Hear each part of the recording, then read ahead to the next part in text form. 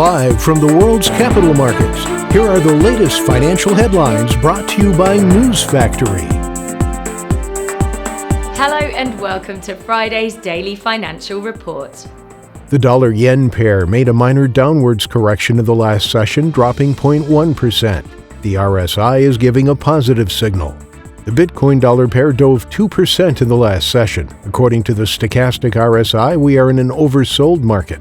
The gold-dollar pair rose 0.4% in the last session. The RSI's positive signal is in line with the overall technical analysis.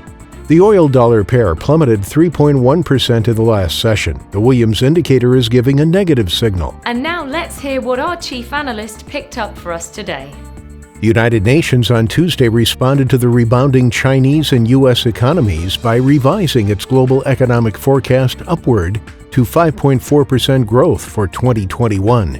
Cardano's ADA, the world's fourth largest cryptocurrency, is the most valuable token that analysts are homing in on after the eccentric billionaire's big Bitcoin pivot.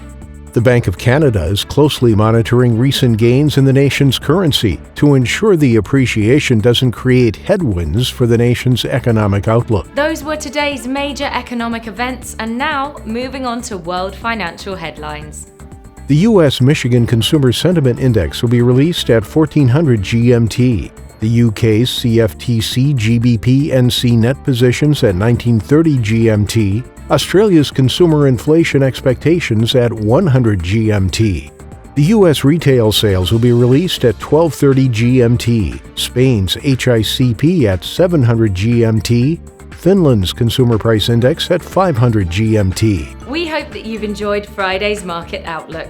On behalf of all of us here, we wish you a productive trading day.